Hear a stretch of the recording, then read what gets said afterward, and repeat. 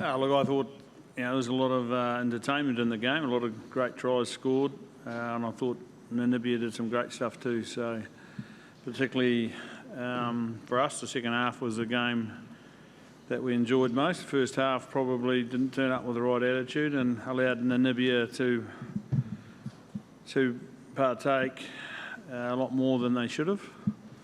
That's not being disrespectful to Namibia, but we sorted out that at half time and came out with a bit more direction and understanding what we wanted to do and played pretty well. I thought Jordy Barrett, coming in at first five, played outstandingly well. And how could you not mention the try at the end? It was a special one. I think it even got me out of my seat, so not too many things do that. Thank you. First question at the back there. Steve, you talk about the attitude. You obviously gave them a little bit of a tune-up after that Perth game. You said the same thing, that they didn't show up with the right attitude then. Is there a lot of disappointment that you're having to readjust attitude at this stage of this tournament? I thought we turned up with the attitude against South Africa was pretty good. Is that? Oh, well, yeah, okay. That wasn't the first game.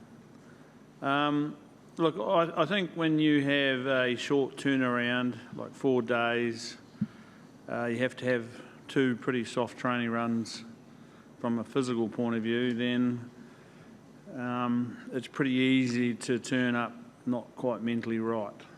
And that's one of the biggest challenges in sport, and particularly when you know you're going to play an opposition that, and again, I'm not being disrespectful here, that you know you should beat.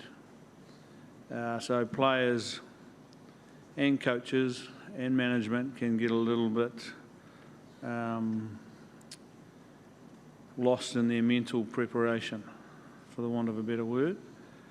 And, when the opposition, which happens every time, we play somebody, are right up for the game, then, it can look ugly and messy, and that's what happened in the first half. We were a little bit off the pace, our breakdown work was poor, there was no urgency to get the job done. So I don't think it's a major issue. I think it's just something that happens in sport, and it's a good reminder to all of us that every time you play, you have to get yourself mentally in the right headspace to be able to go out and perform to the level you want to perform at.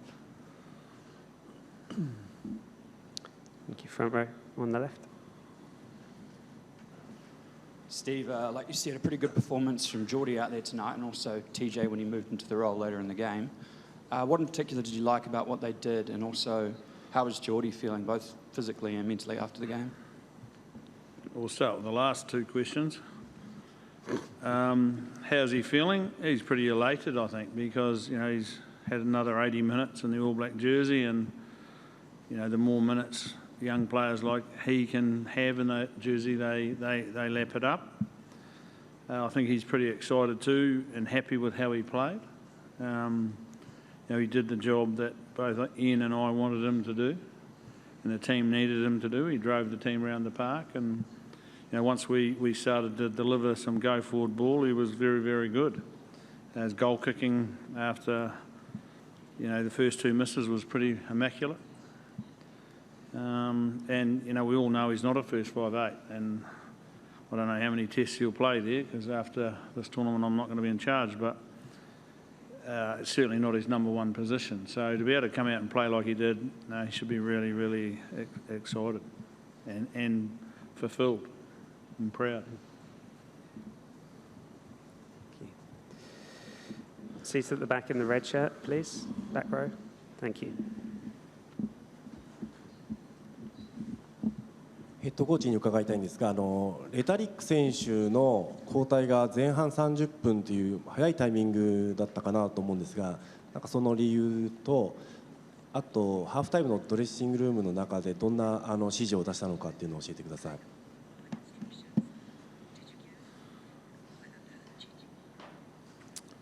Now the old 2 questions in one. First question, Brodie come off at 30 minutes because he hasn't played for so long, and the plan is to give him 30 and then 60. and then hopefully if we're in the quarterfinals, he'll get to play a bit longer if selected. What did I say at half-time? Well, we just talked about making sure we got our heads in the right space and simplified the game a little bit, carry hard and clean out and hold on to the ball. Thank you. Next one here, standing up. Everyone's talking about the experience and the atmosphere in Japan. I know you're all focused on the job, but how cool is it, the experience so far? Yeah, the experience has been pretty awesome. I think the people of Japan have been unreal for us.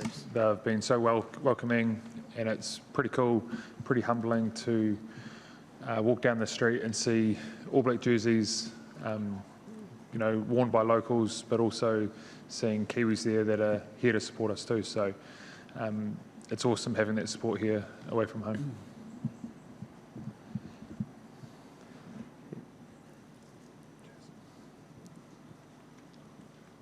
Steve, amongst a very good performance in the second half, we saw a couple of yellow cards. I just wondered what your view was on them, and are there any concerns just around the very tight lines that exist in the game at the moment in that area? Look, I think the 2 yellow cards were fair under the guidelines that we've got, but it is tough. Like when a player's falling like that and you're committed, there's going to be times when you know, you make connection, and I'm not sure how you can avoid that, because if you don't use your arms, then you're going to get done for a no-arms tackle. So it's very difficult, and I think that's why they've allowed the mitigating circumstances, and it only becomes a yellow card. But you know, it is difficult at the moment, and the powers that be are asking you know, for us to tidy it up, and I think each team is doing their best, but there'll be circumstances that are just about unavoidable, and unfortunately that's just where our game is at the moment.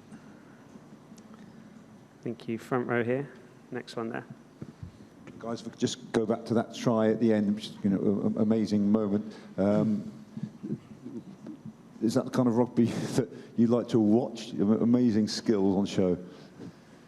Yeah, it was pretty impressive. We just talked in the huddle about making sure that we finished the game strong, and TJ was pretty excited. He's like, yep, if there's an opportunity, let's really go for it. And then obviously a couple of halfbacks linked up, and I'm not sure how he got it down, but it was pretty impressive.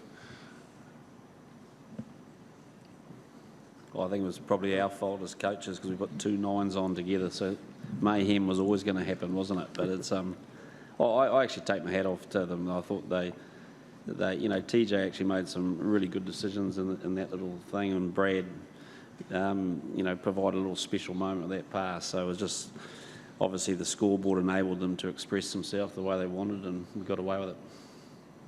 Okay, we have time for 2 more before the mix zone opens. One here, and then the last one in the middle there.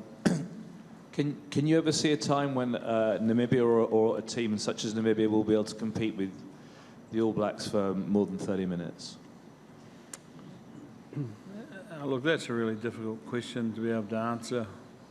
You know, I don't know what the structure, the development structure is from Namibia rugby. I don't know what the interrelationship is between South Africa and Namibia. So, yeah, there's no doubt there'll be some talented young kids in that country that want to play the game, and you know, for them to become a greater force, then they have to make sure that that talent is growing and given the opportunity. And you know, but it's a tough economic part of the world, so I would imagine anybody that is a pretty good player may either move to South Africa or even move to the Northern Hemisphere clubs, and they seem to make it very difficult for players to be able to come and play for any team other than England. So yeah, I'm not sure. I can't answer it.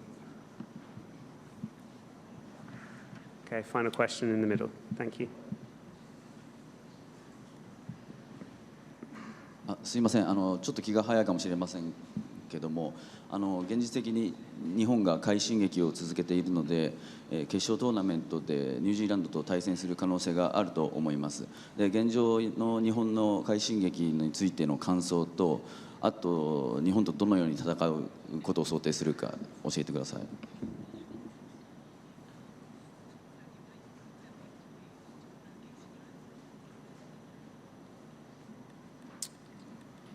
Do you want me to answer that, or okay? Well, Japan are playing very, very good rugby. They're exciting to watch. Their crowd's right behind them.